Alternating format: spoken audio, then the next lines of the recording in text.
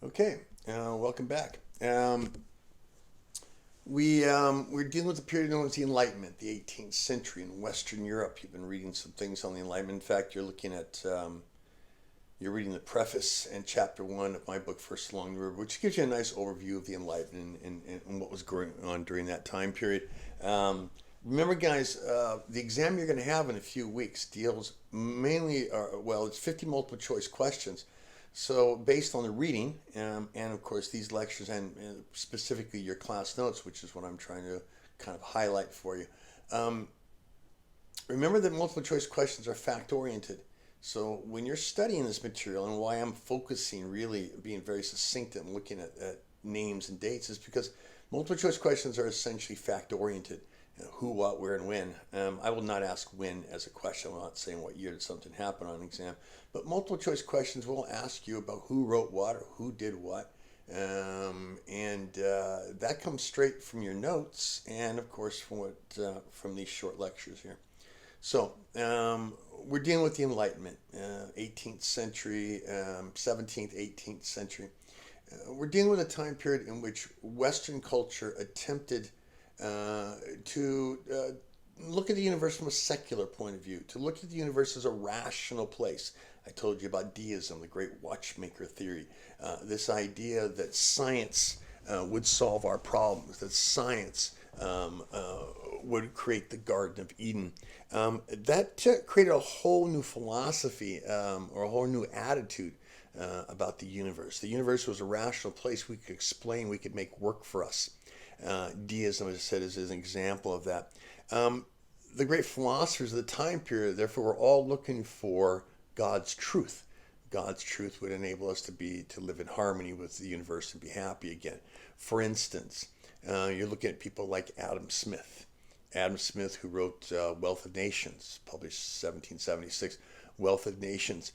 Wealth of Nations deals with the economy. And essentially what Wealth of Nations is trying to say is, what is the natural form of economics? If you just left people alone, whether they're in a village or in a city or any place else, and just no laws, what would be the natural form of economics? And Adam Smith in Wealth of Nations concluded that that would be capitalism. Capitalism. And he said the reason why capitalism is the natural form of economics, he said, is because of it has laws that determine human behavior. For instance, demand and supply.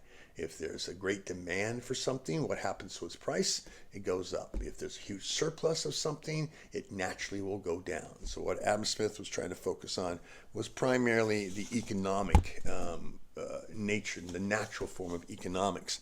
I'm looking at our list here, guys.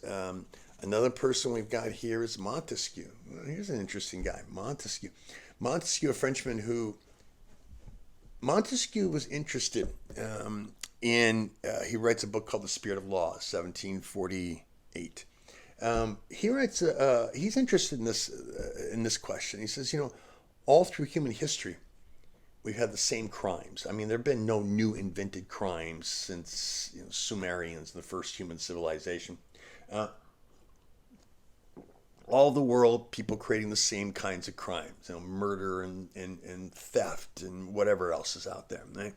But wherever you go in the world, legal systems tend to change. Okay? So in one place you steal an apple, you get 30 days in prison. Another day you steal an apple, you lose a hand. He said, how come you've got these different legal systems for the same crimes? Montesquieu came to the conclusion that the reason for that was environment. He said environment determines what kind of legal system you're going to create. So if you live in a desert someplace, it's very likely that desert communities, no matter where they are in the world, will have similar legal systems, or forest people, or so forth and so on. So this is the natural law. Okay? We have, of course, Rousseau, who writes The Social Contract, 1762. The Social Contract. Now, this one's confusing, guys, and I'm not really sure. It's relevant only in the sense that you have to mention Rousseau. But The Social Contract is a very complicated book. It's 1,000 pages of stuff that goes on and on. And my high school teacher assigned it to us. We were juniors in high school. We didn't have a freaking clue what was going on. I have no idea why this guy did this. But essentially, what was so argued was this. He said at one time humanity was in harmony with nature, and that was in the Garden of Eden. We were perfectly at peace, and everything was wonderful, and we'd achieved and had happiness. Then Rousseau said, of course, we sinned, and God kicked us out, kicked us out of the Garden of Eden. And Rousseau said we can never really go back there again, not really. But Rousseau said we can get close. We can get close. We can get close through pure democracy. Pure democracy. If we had communities of pure democracy, and make sure we understand what democracy means. Right? We in the United States don't live in a democracy. We live in a democratic republic. A democracy is based on pure majority rule. 51% say yes, 49% say no. No's lose. It's basic democracy. But democracy is also based on a kind of universal suffrage where people are able to vote on everything that happens in their society. So governments do anything important, they go to the people and say, what do you guys think? And then people vote on these things. That's pure democracy. Democracy, as we know, was really invented in ancient Athens. And when Rousseau looked back at ancient Athens, he said the secret to the success of ancient Athens was their democracy, their ability to allow, of course, it's ancient Greece and times, so all men to vote. But this was the form of democracy, certainly the best at the time. And he said, what we need to do is recreate Athens, only create them all over the world. He said the only way we can possibly achieve this is by creating communities of no more than 40,000 people. And break up the nations, break up the kingdoms, and create communities of 40,000 people and have pure democracies. Where do you come up with 40,000? Well, that was the population of ancient Athens. So 40,000 people, that's the secret. Now, is that going to happen? And the answer is, of course not. I mean, the nation's not going to break up. The kingdom's not going to say, I give up my throne because I'm going to create communities of 40,000 people. But remember, Rousseau's a philosopher. So he's not worried about whether you're going to do it. He's not worried about whether it can actually happen. All he's concerned about is truth. And he said, this is the truth. If you can't handle it and you can't deal with it, that's not my problem. Right? Now, philosophers like Montesquieu and Adam Smith and well, let's not forget John Locke. I should throw him in before I switch gears here. John Locke, actually, he's the earliest. We go back to 1689 for John Locke. 2 treatises on civil government. He's in your notes there, John Locke. John Locke is an interesting philosopher. He deals with politics. What John Locke asked was, what is the natural form of government? And John Locke said the natural form is that all people have certain God-given rights, and every government should protect those rights. And if a government doesn't protect those rights, the people have a right to change that government. Whether it's a king or queen or whatever, the people have a right to change that government. Now, what are those rights? Well, John Locke said those rights are life, liberty, and property. Now, 100 years later, Thomas Jefferson will plagiarize John Locke in something called the Declaration of Independence, and he will say, we the people have the right to life, liberty, and property. The Quakers in Pennsylvania said, no, if we guarantee property, we guarantee slaves. We're not going to go for that.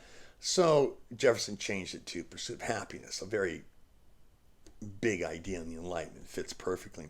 Point is that John Locke said, life, liberty, and property, you have a right to these things, and if a government doesn't protect those things or tries to take them from you, you have to change that government. Now, philosophers, Locke, Adam Smith, Montesquieu. Right? These guys are talking about truth. But there was another parallel movement that ran along with the Enlightenment. And that movement was known as the cult of science, the emphasis on science. These were people who went totally into the area, who focused totally on science as being the solution to our problems. And they weren't just philosophers. They believed in actual mathematics, looking at how science solved all our problems or defined who we are. We're talking about people like Descartes, René Descartes, a mathematician, scientist who said that the only real truth was objective truth. The idea that he believed that all things in the universe could be defined by mathematical formula. He's the one who's famous for saying, I think, therefore I am. The idea being that Rene Descartes said, I think everything that I've been taught is wrong, it's ignorant. So I'm going to start with one truth that I know for sure. I think I'm a rational person. I think, therefore I am. And then from this point on, I'm only going to believe that which I can objectively prove, that I can prove with facts and evidence. Descartes, who else we got? I think probably the most extreme of these guys is Baron de Holbach. Baron de Holbach is an atheist, and he's a good example of the extreme. Now, most of these guys are still Christians, they have religious beliefs, but Baron de Holbach takes it to the extreme and is an atheist. He says God doesn't exist.